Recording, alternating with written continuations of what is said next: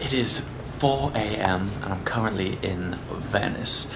I've been here for the last few days. I was predominantly here for a party on a ship last night, which was pretty awesome. But today I've got to be in Madrid in a couple of hours' time for an Audi event, which means exiting Venice in the middle of the night by boat, which is actually pretty magical. It's been the last few days here and this town has got so much energy and it's buzzing. But right now I'm whispering because it's absolutely silent. There's not a boat, there's not a person, and it's just me and the water. And in a few minutes my taxi boat will be here and we're going to jet off down the canals to the airport. Let's do it.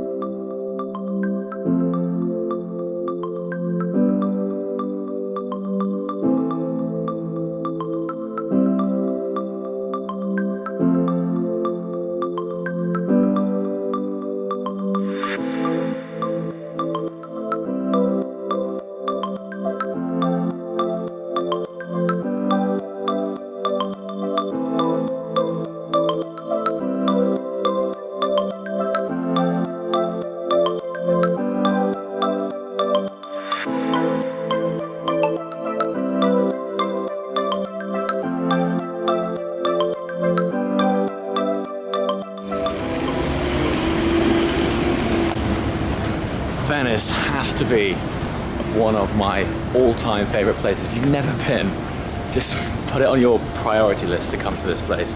It is absolutely magical. I'm amazed a place like this can even still exist. It's like every single corner is just packed with character, every little alleyway, street, everything. It's phenomenal. And for me, there's no cars. So, because of course in Venice, no roads, it's only boats. And so you walk everywhere or catch boats everywhere. But for a retreat, it's like nothing else. Anyway, boat has just dropped us off at the airport. Short walk now from the dock. And then, yeah, we're gonna get ourselves on a plane to Madrid. See you in a moment.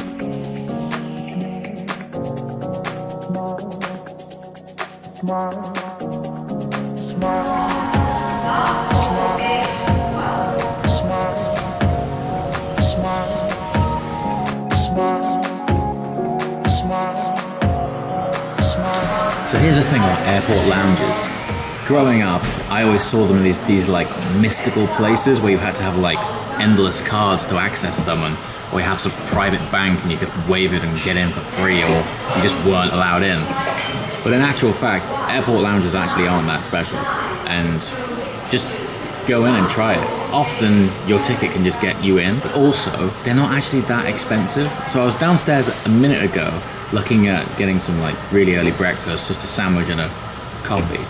And for just like 10 euros more, I could access the airport lounge and have all of the coffee, croissants and whatever I wanted. So yeah, there's my travel tip, I guess. Don't be afraid to try an airport lounge. And yeah, normally, even if you do have to pay for it, it's probably worth it. Anyway, I gotta go to Madrid.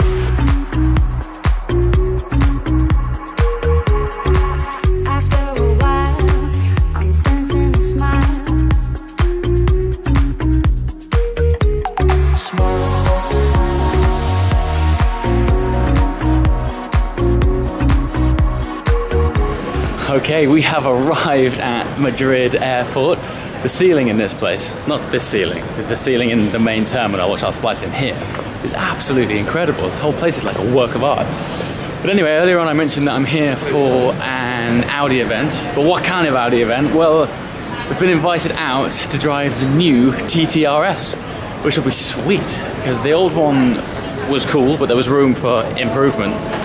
But yeah, from what I see, I read good things, and today's going to be my opportunity to get behind the wheel of both the convertible and the coupe and see what's what. Let's hit it.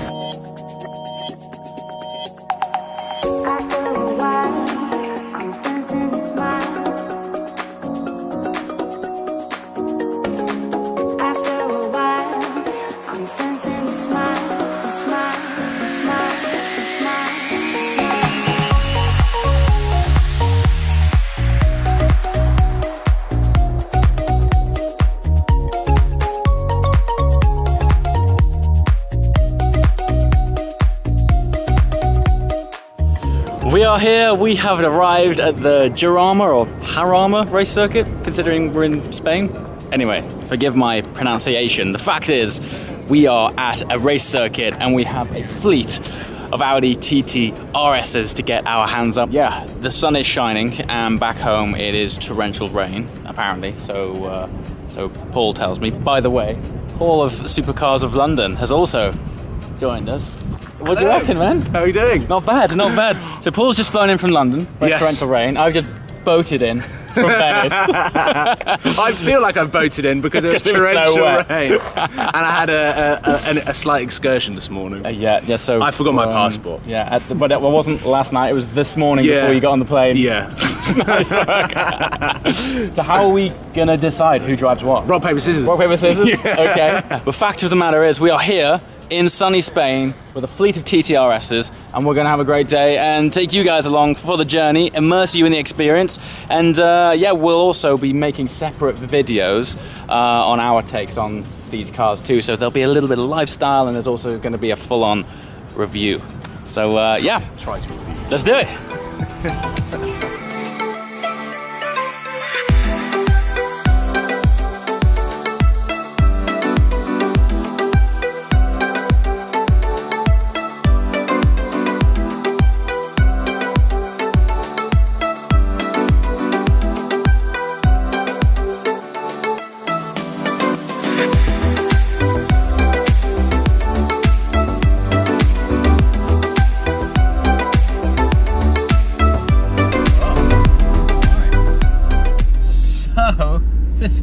I gotta tell you, even though I knew I was coming to Madrid this morning when I woke up in Venice, the last thing I thought I'd be driving is the new RS Roadster.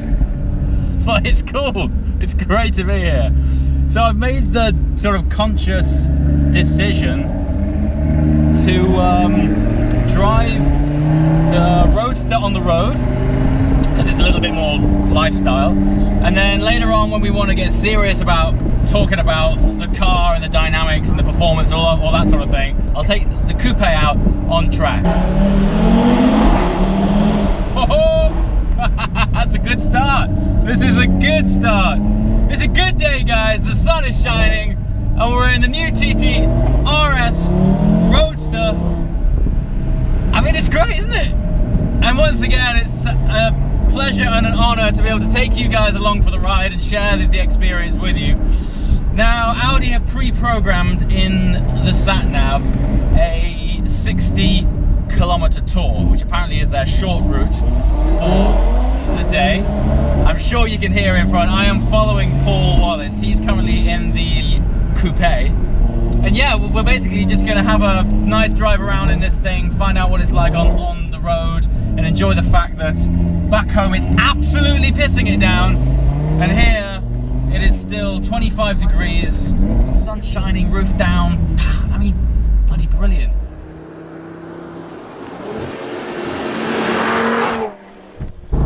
So these are probably the best roads of the day, so there's no better place for me to discuss the dynamics of this car on the road, certainly.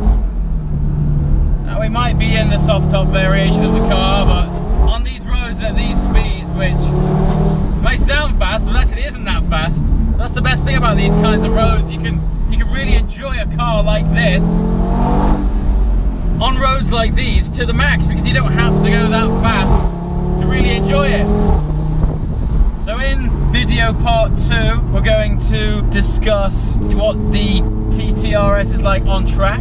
And I guess that's really where you can really push these things and get a feel for how they are at the limit. But let's face it, 95% of the time we're going to be driving these cars on the road. They aren't a track-focused car, despite the RS name. But on the road, it's so much car. It's just endless fun. I've got to give praise to this gearbox. I am a big dual clutch gearbox fan. And the TTRS manages to spool up a turbocharged engine really well.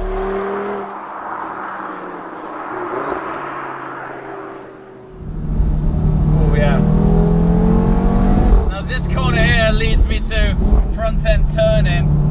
Audis of old have often been criticised for the front end being a bit soft and just being prone to understeer generally. And while there is a degree of that going on in the Gen 2 TTRS, it's nothing like it was.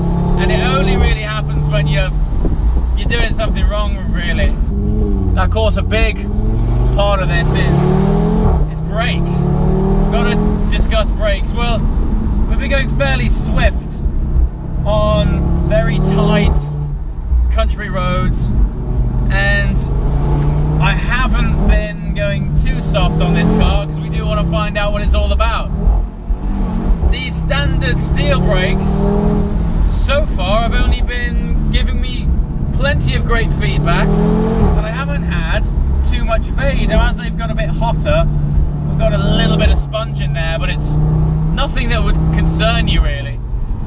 Now, I am aware that there is a carbon ceramic pack for the TTRS.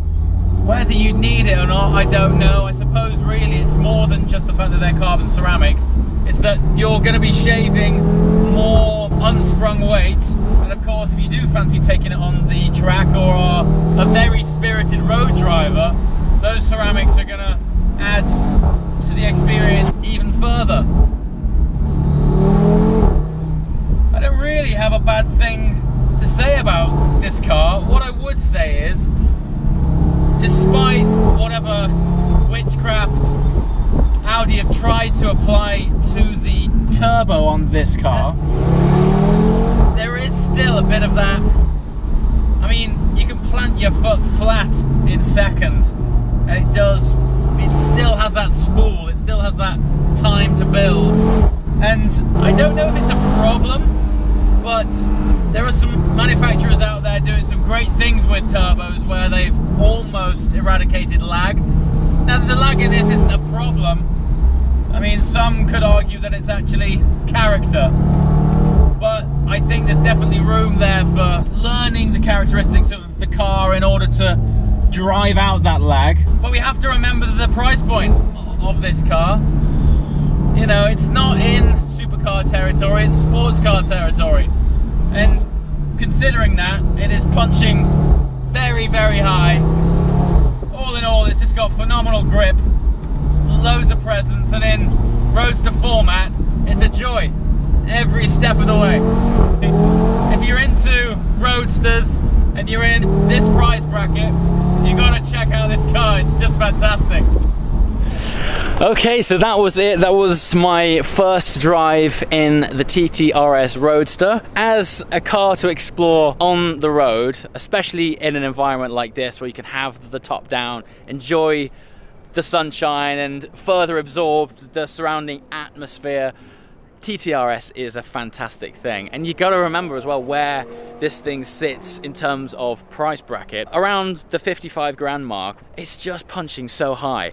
And I say this a lot, but the most important thing about any performance and sports car for me is that it has to make you feel good. It has to put a smile on your face. And looking back on that experience, I can honestly say I was smiling every single mile. Now, video 2 is going to come in the form of a full track review with the TTRS Coupe, and that'll be coming very shortly after this. So if you like what you've seen today, be sure to subscribe, and the RS Coupe video will be dropping soon.